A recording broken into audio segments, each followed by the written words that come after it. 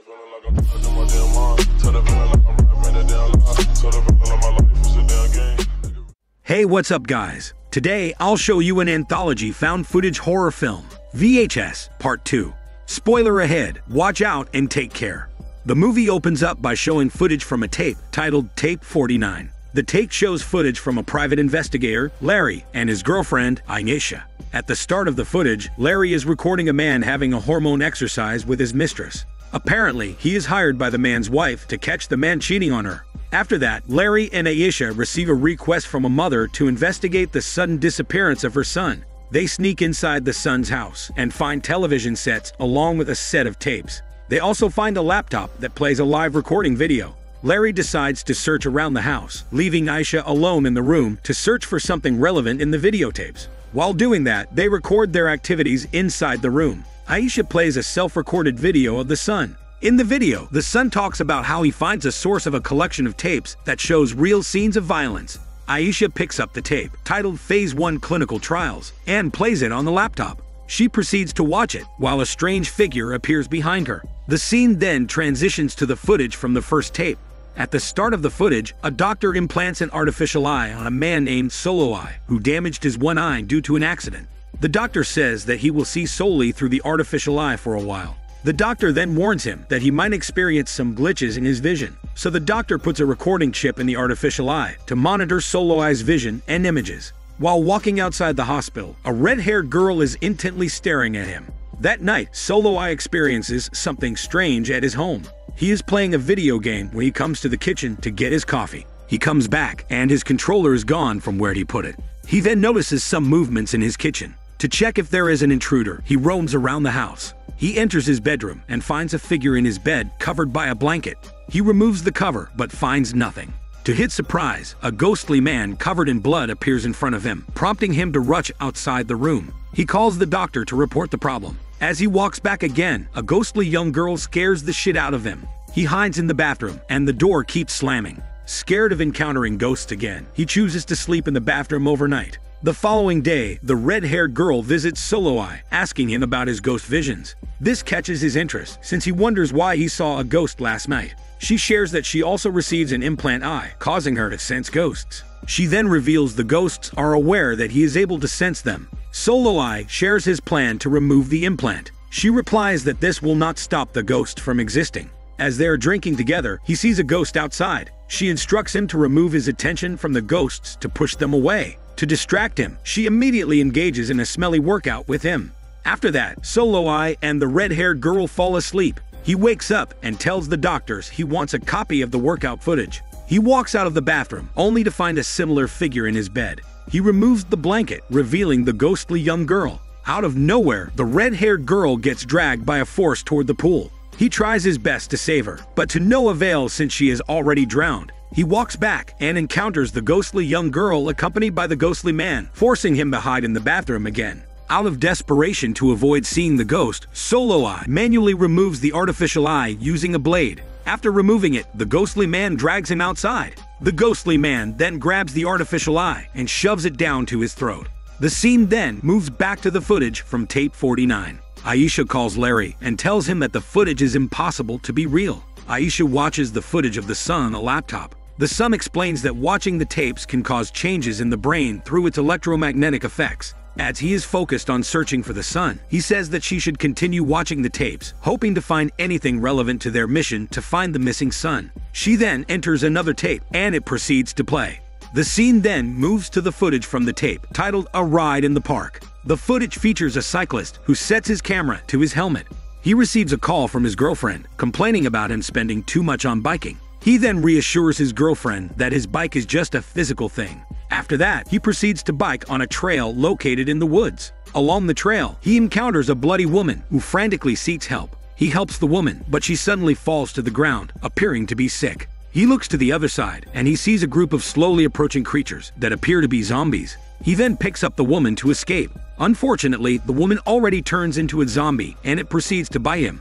To fight back, he repeatedly smashes the zombie's head using a stone. He runs away to escape from the zombies, but after some time, he slowly feels sick, making him unconscious. When a couple of bikers help him, he turns into a zombie. He then bites the biker husband in the face. As the biker wife manages to run away, he devours the body of the biker husband, starting from his smelly part. The wife soon comes back as a zombie after being bitten by the others. The wife joins him in eating her husband's stomach. After a while, the husband, with an open stomach, wakes up as a zombie.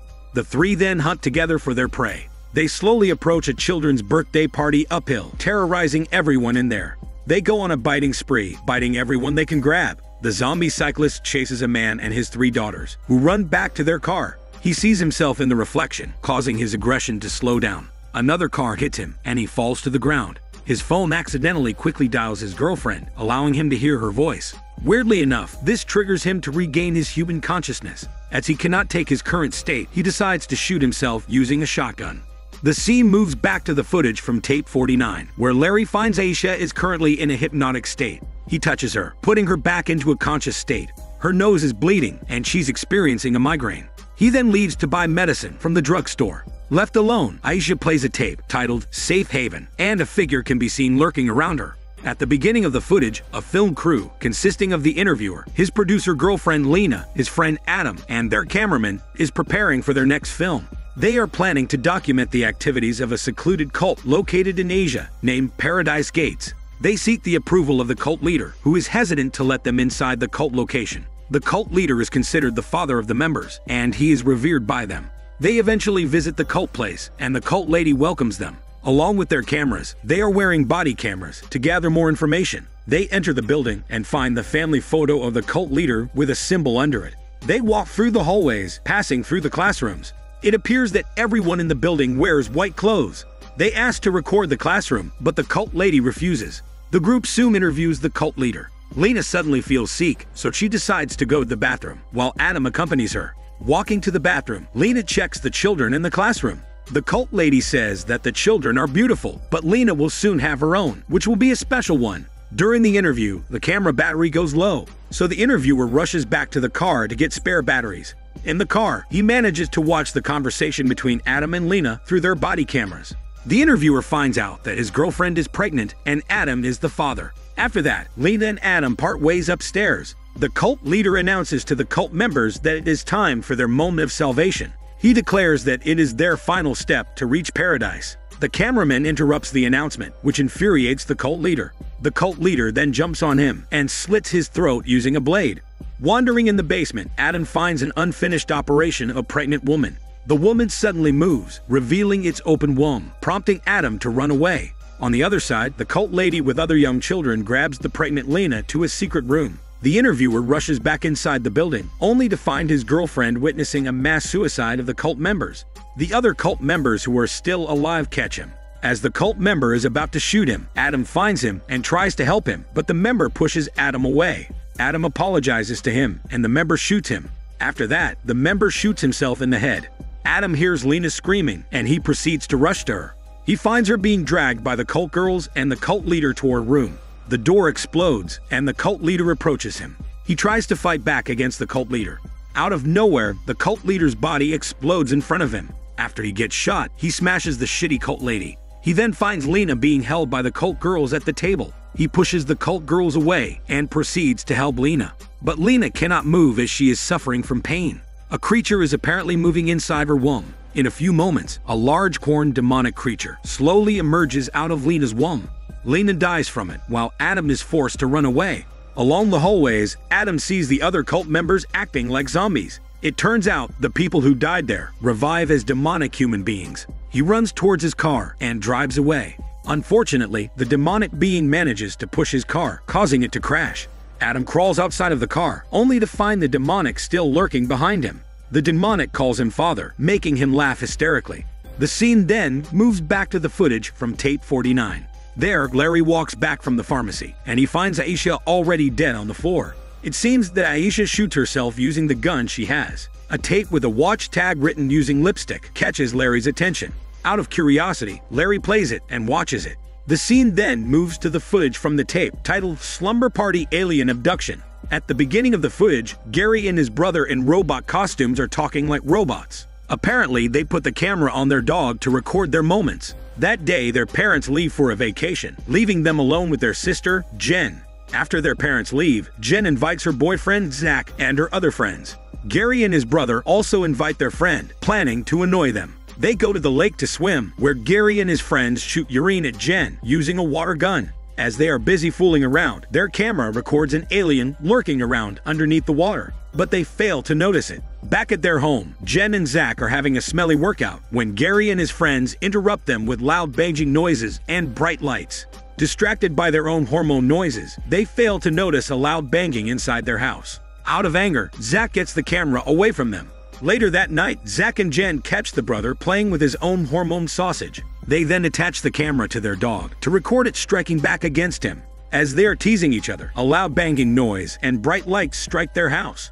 Jen then immediately calls the police. Zach gets a gun and an alien instantly grabs him. Out of nowhere, the alien appears with bright lights and begins grabbing everyone. The alien grabs them back to the lake. The three siblings and their shitty dog manage to escape. They run back to the woods as the aliens come back to chase them. They manage to hide in the trees, but the aliens use the sound of a police car to fool them into coming out. Gary's brother rushes to the sound of the police car, and the aliens manage to abduct him.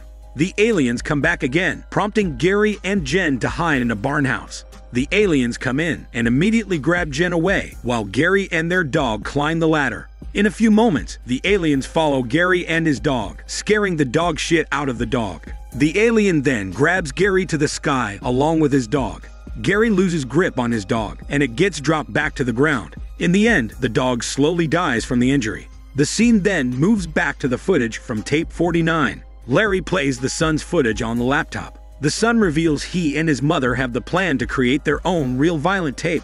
The son shoots himself through his jaw in an attempt to kill himself on camera. After that, the son arises as he fails to do that, revealing his shattered face. It is then revealed that the son shoots himself moments before Aisha and Larry. While Larry is busy watching, Aisha resurrects like a zombie being, and she proceeds to attack him. Larry then twists her neck to fight back, and he rushes to the closet. Aisha crawls in a creepy way to catch him. Aisha approaches him, and he instantly shoots her. Larry hears a strange noise, prompting him to check the closet. To his surprise, the son is hiding there. The son then instantly chokes him to death while he desperately fights for his life. In the end, the son celebrates the success of his plan to make his own violent tape. This is Daniel CC Movie Channel. Stay safe and enjoy your day.